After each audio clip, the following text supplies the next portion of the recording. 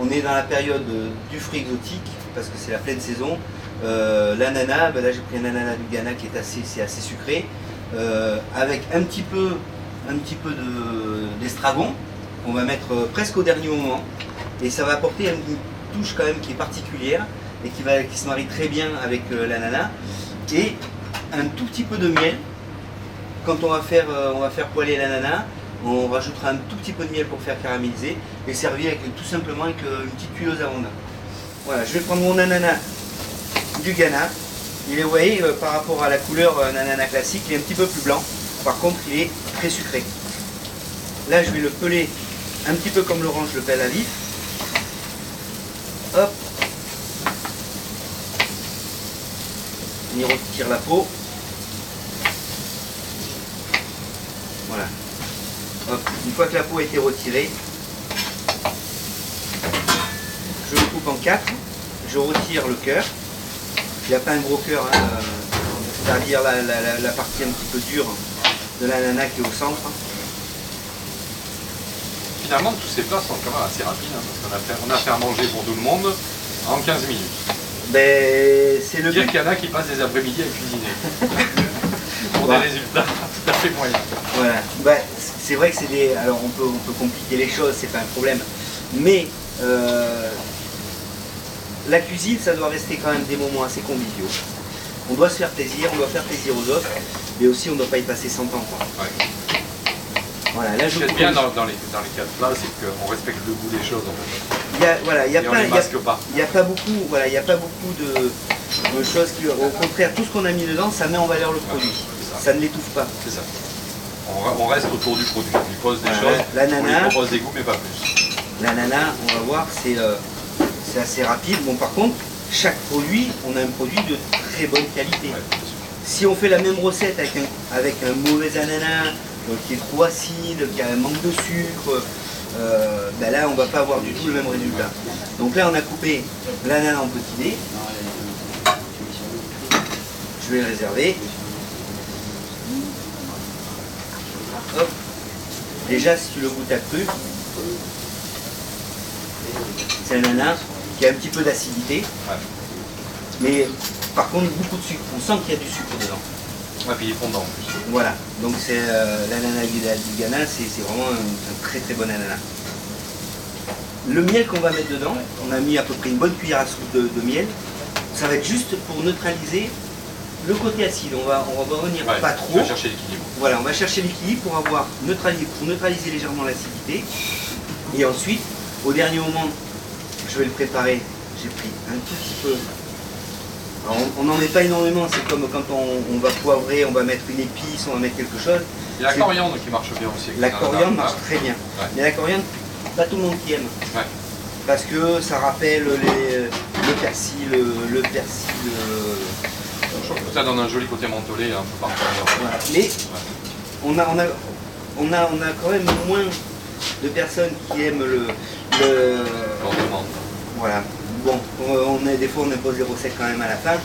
C'est difficile de demander une fois que tout est prêt. Voilà, on va faire cuire maintenant, on va faire poêler notre ananas. Et au dernier moment, on va mettre le miel et vraiment à la fin, l'estragon. Je mets une noisette de beurre, une grosse, on va dire, une grosse noix.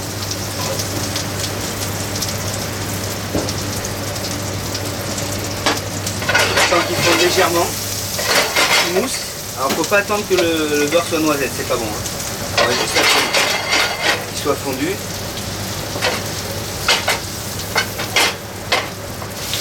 Voilà, je mets mon ananas.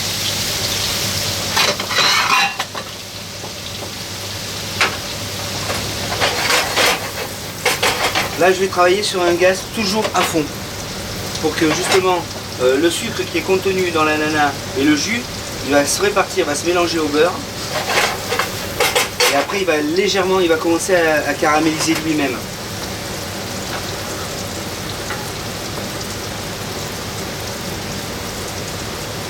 J'attends une petite minute. Et ensuite, là, je vois que ça colore légèrement à peine sur le bord.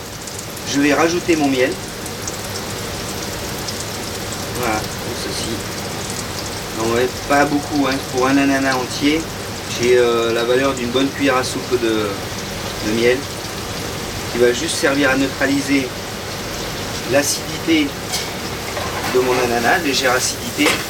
Et par contre, ça va y donner un petit coup mielé qu'on va pouvoir retrouver juste à la fin quand le plat, quand les ananas seront bien presque confits à la fin. Là, on va laisser cuire maintenant, on va laisser cuire pendant quelques minutes. Bien surveiller pour pas que l'ananas brûle, parce qu'on va rester sur un feu qui va rester à fond. Hein, vraiment, à aucun moment je vais baisser mon gaz, et je vais bien surveiller mes morceaux d'ananas qui vont cracher légèrement de jus. Et une fois que le jus va avoir réduit pratiquement à sec, l'ananas va se colorer naturellement. Donc on va le laisser. Là, je rajoute donc pratiquement à la fin, vous voyez, les ananas sont légèrement dorés. Je mélange mon estragon et notre dessert est pratiquement fini. Voilà, on va laisser reposer sur le côté. Donc on peut faire un dessert chaud ou froid. Et dans les deux cas, on pourra mettre aussi une petite boule de glace ou une petite boule de sorbet avec.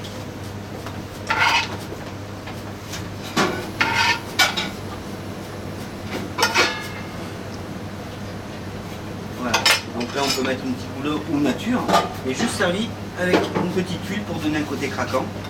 Et on a un dessert qui est relativement vite fait, avec plein de parfums. Vraiment bien parfumé, puisqu'on va retrouver le côté ananas, le côté estragon, et on a un dessert qui est un peu surprenant, parce que quand on ne connaît pas cette association, ça reste quand même assez sympa. Mais il faut terminer sur une touche joyeuse en fait avec les desserts. Moi je bannis un peu les champagnes en fait, et les effervescents en dessert, parce que tu proposes un mets qui est sucré. Et moi je trouve que le sucre et l'acidité du champagne ça fait pas bon ménage.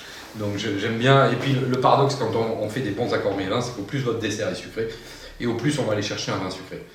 Parce que le sucre se marie, puis s'annule finalement, et vont gagner en fraîcheur. Alors, couleur du plat, couleur du vin, Ouais. hein, encore une fois. Donc là on a choisi l'été indien, la navicelle au Pradé. Joli trésor, plutôt assez rare parce qu'il le fait vraiment pas chaque année. Et il fait un rôle muscat qui est assez sympa, qui est vendangé en surmaturité. Donc comme on fait à Sauternes, comme on fait à Barsac, à Montbazillac, à Gaillac. Est-ce qu'il y a longtemps qu'on fait ce type de vin en Provence? On l'a toujours fait de façon anecdotique. On l'a toujours fait de façon anecdotique, mais on le commercialise assez rarement parce que ça demande une conjugaison de climat assez particulière. C'est très compliqué, c'est très long à faire. On a déjà peu de cépages blancs. Faut savoir qu'en Provence, ou comme ailleurs, mais en Provence, on est un peu envahi par les sangliers, et que les sangliers aiment bien les rôles quand ils sont mûrs. Donc généralement, quand les sangliers ne les ont pas bouffés, tu arrives à ramasser un peu. C'est bien, après ils finissent dans nos casseroles. Voilà, ouais, mais enfin bon, vous pouvez bouffer autre chose. Donc ouais, tu vois, on a ces notes d'abricot, on a ces notes exotiques d'ananas, avec ce côté un peu mentholé, frais, ces notes un peu garrigues. Ce qu'il y a de bien, c'est que ça reste quand même pas très sucré non plus. Moi, je suis un peu sensible à ces vins un peu, entre guillemets, liquoreux. Et quand justement quand le sucre remporte sur justement le côté justement des fruits secs, ouais, du fruit, hein, ça vient casser un petit peu le charme. Ben, le problème souvent des vins liquoreux, en fait, c'est pas le taux de sucre, c'est l'acidité. Parce qu'on parle du sucre dans les moelleux, mais ce qui est important, c'est le taux d'acidité. Et l'acidité, tu en as beaucoup là-dedans. Ouais. Malgré tout, parce que tu as un très bon équilibre. Et en fait, tu peux des fois goûter un vin qui finalement a assez peu de sucre résiduel, mais très peu d'acidité. Tu as l'impression d'avoir un truc qui va être super pâteux. Et à côté de ça, je parlais l'autre fois des Madères, par exemple. On a découvert le vignoble de Madère il n'y a pas très longtemps.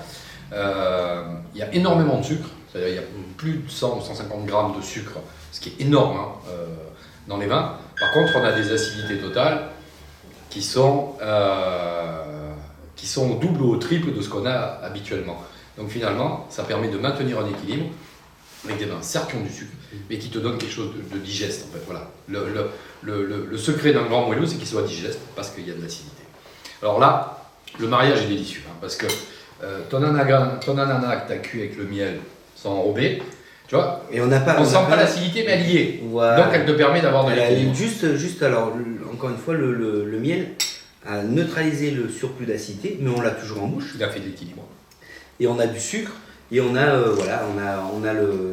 l'estragon qui vient apporter une petite note de fraîcheur aussi. Ouais. Parce que l'estragon, c'est le parfum.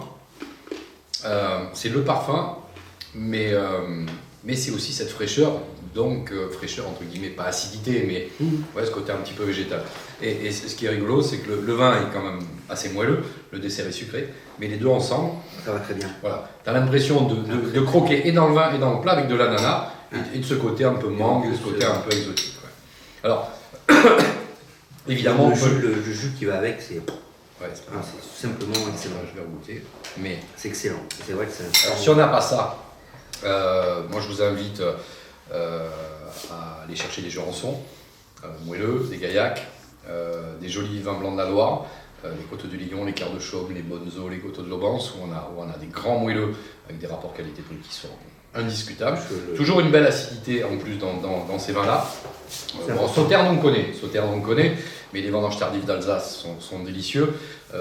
Si vous êtes un peu aventureux, vous pouvez aller de l'autre côté du Rhin, en Allemagne, en Autriche, en Hongrie. On a des choses qui sont magnifiques. Portugal également. Oui, je sais que toi, dès qu'on sort du département, c'est déjà extrême. Mais Portugal, Madère, sur certains vieux Xérès, ça peut bien marcher. Il faut modifier un petit peu ça. Mais la couleur du plat et la couleur du vin. C'est-à-dire, vous avez un dessert sucré blanc. Cherchez un vin blanc.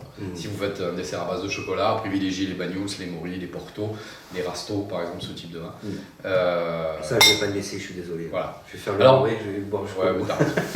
Alors en fait, j'espère que ça vous a donné quelques idées, que vous allez partager un bon moment. Ces idées ne sont pas anodines, hein, puisque bientôt on arrive déjà à la Saint-Valentin. Donc on vous a donné une idée de repas rapide, bon, puis des vins finalement assez simples.